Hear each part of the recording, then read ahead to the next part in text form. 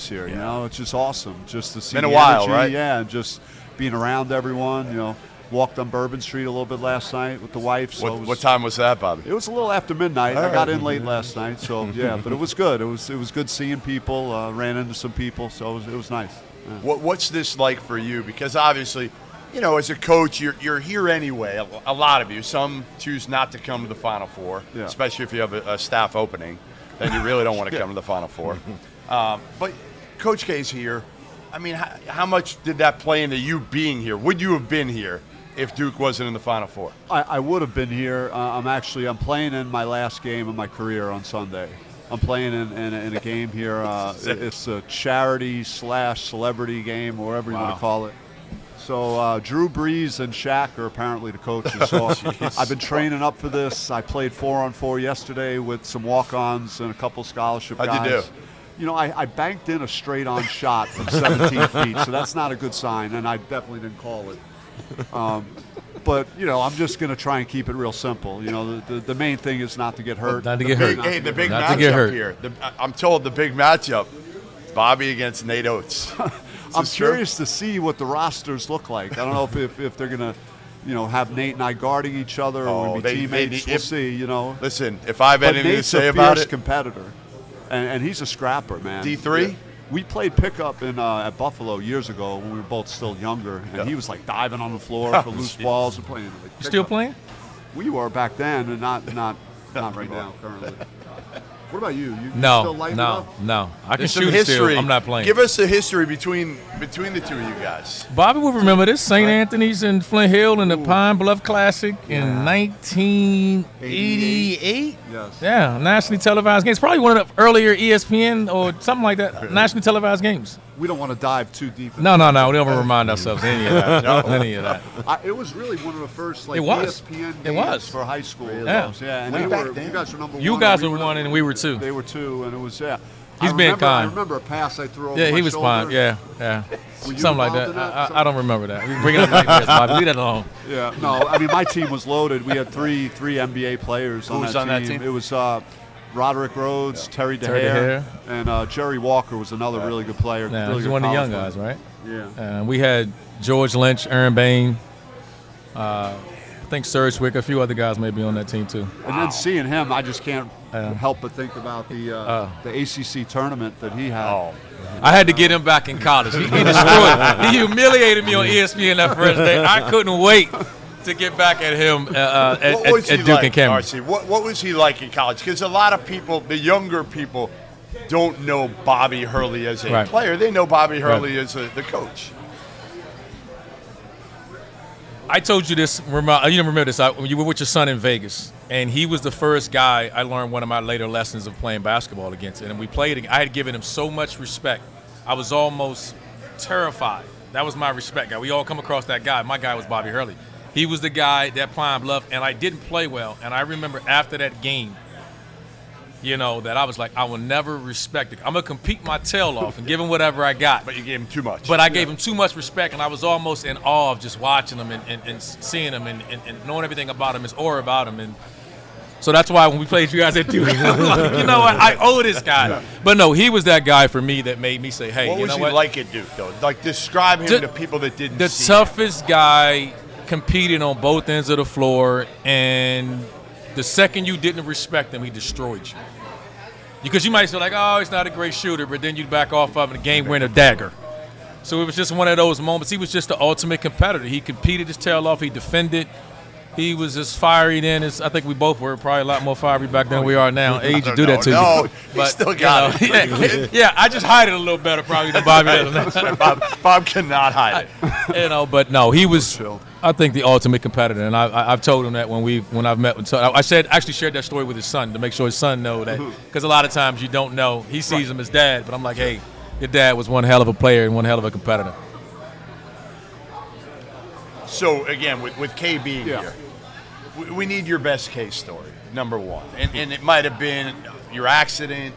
It might have been something. You can go on and on. Yeah. I mean, what comes to mind, again, for you as his career's ending? I mean, it's crazy to me that he made it this long, but now that it's here, it's almost like, wow, This is it. And he's here. I mean, he got to the Final Four in his swan song. And just what everyone's touching on, it's Carolina, and it's they're downplaying this. They're downplaying that so much right now. Both schools. But it's impossible for them not to be thinking about the pressure that's involved in that game, and just knowing it from experience, being involved in it, for it to be happening here takes it to a different level because there's so much on the line right now, But and then you have the other side with Kansas sitting over there, and I think back to our first national championship, and it was versus Kansas, and how amazing would that be if that's his last game that he's coaching, and come like full circle. But as far as stories, I mean, he was crazy too. Like back then,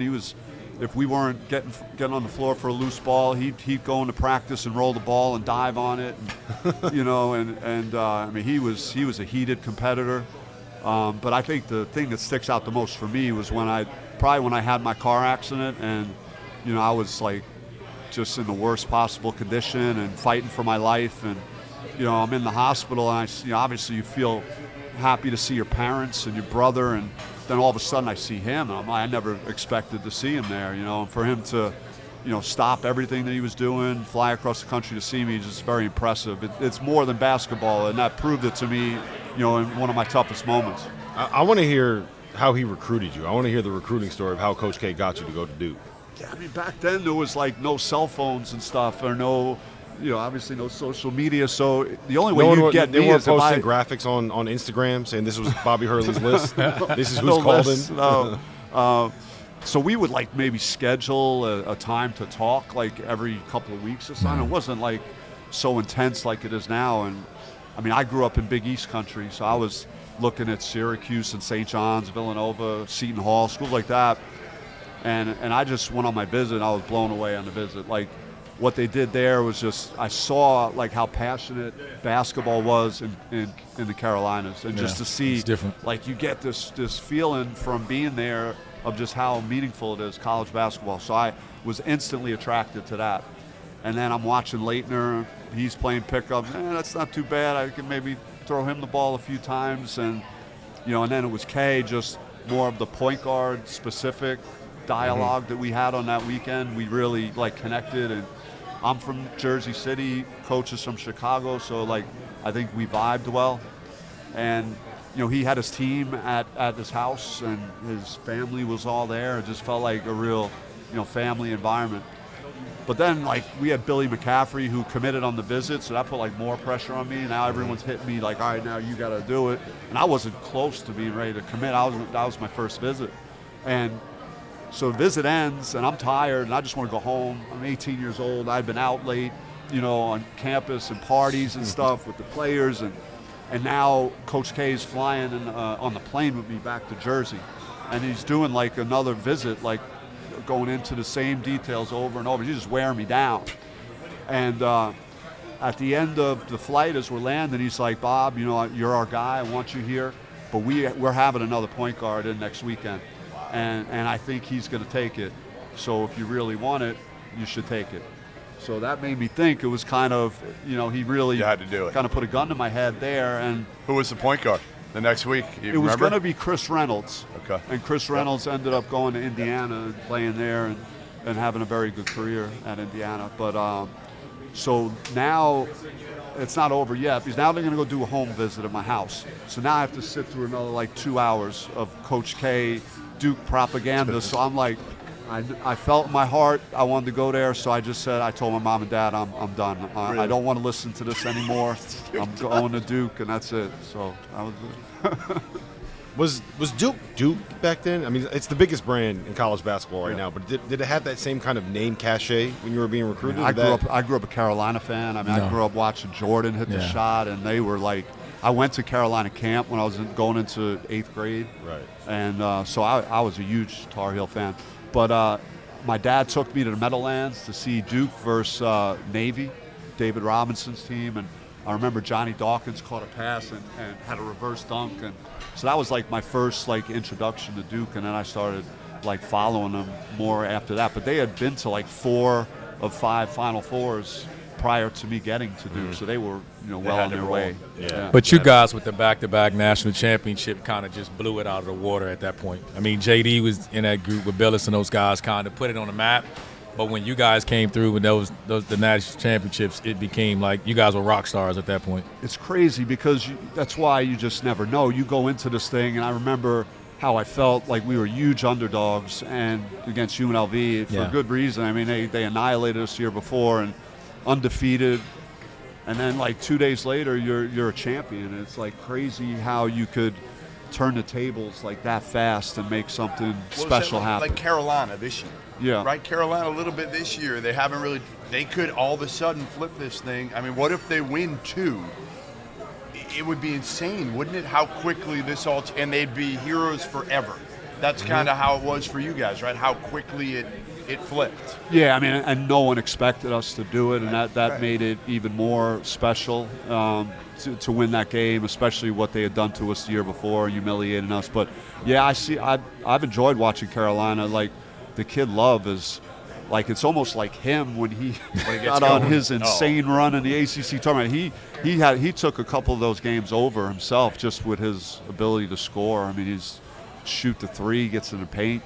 He gets it going. He's as tough as anybody. He's just so streaky, and you can't guard him on that. I thought it was Grant Hill's ugly, ridiculous haircut that kind of pushed you guys over the top. I thought that bad box he had might have been a little.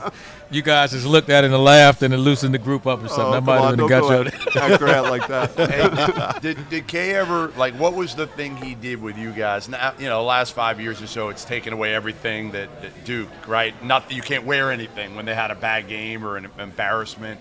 He'd take everything away. Yeah. Did he do that with you guys? Yeah. Yeah, I mean, he did that one time, I think, in my 4 years. We just got kicked out of the locker room and, had no gear, just had to wear T-shirts and shorts and stuff. Yeah, so that Not was the definitely worst thing in the world here. We beat you guys back in Winston once, and Grant was supposed to stay, and we were supposed to hang out. And so I'm sitting around waiting on him after the game thinking he's going to come, and we win the game. And Grant comes out of it, and he's like, man, I got to go back. He said he told us we got practice tomorrow early, and I was just like, all right, and I knew then. Yeah, I mean, some of the stuff we had with Virginia, and I think in Coach's first couple of years with Sampson and those teams, they beat them like by 50. So Coach didn't like when we lost to Virginia, so that wasn't a good thing. We, my sophomore year, the year we won our first championship, we went to Charlottesville and we lost by 20. And it was like a Saturday afternoon game. I played like 35 minutes. We had a 4-hour bus ride back to campus. Now he's walking to the back of the bus, and I'm thinking like he's just gonna say, hey, be ready to go tomorrow, 10 a.m., whatever.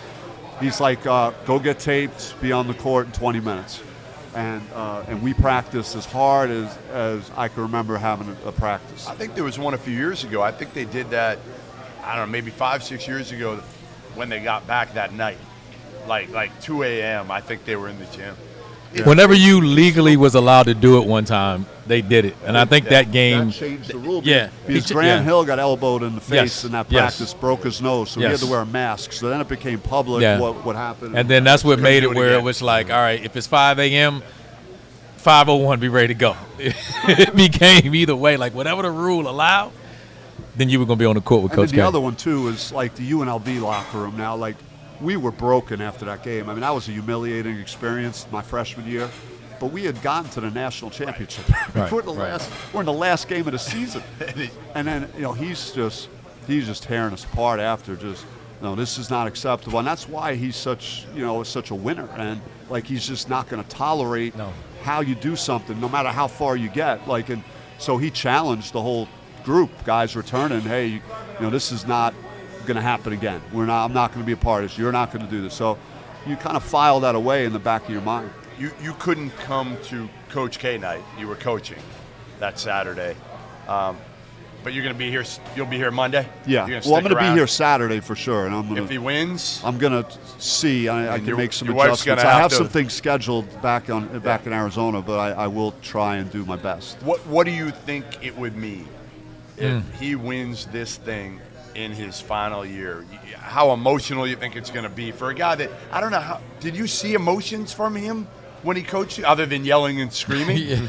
Did you see real emotions? Well, no, he was always, very caring about more than just basketball. Yeah. Like always, that's why he had great relationships. That's why his guys play for him the way they do, because he has a way of just getting to know you as a person. It's not only basketball. So, yeah, I'm sure he's got the fiery, persona and all that, and has his moments like that. But, certainly he cares, and that's why his players showed up like they did at Cameron that last game. I was like amazed by the turnout, like how many people were there. So that's why I knew if I was here that I have to be in the building. And usually I don't even like going to the games, You go home before they start. Well, no, I'll be in town, but I don't like, it's Go to the hard to game. see them. Yeah. It's like in the dome and whatnot. But certainly I'll be in attendance for that. I wouldn't miss it. All right, well, listen, we'll let you get going so you can grab some lunch. But very good. We appreciate you stopping by, and good luck tomorrow. I mean, big game. Just don't get hurt. Or Sunday, right? Sunday at noon. Yeah, Sunday at noon. Is this on TV? Can we put it on I the don't field know. of 68? I mean, it might be streamed somewhere. I don't know. But I think we need I'm video. hoping Yeah? it's not. You want me to come with a camera? What's that? No, You want me to come please. with a No. Please tell Natasha Adair I said hello. Oh, I will. She's a good one. She is. She's a rock great. star, man. Yeah, everyone was please so take care of excited. her. Yep, Yeah, you'll like it. You'll enjoy it. Terrific. You'll enjoy it. All right, there he is, Thanks, Bobby guys. Hurley. Bobby. Thanks, man. Thanks, Bob. Appreciate it. Good luck. Good luck, brother. Amen. Field of 68 after dark. Again, come by, join us. Gordon Biersch.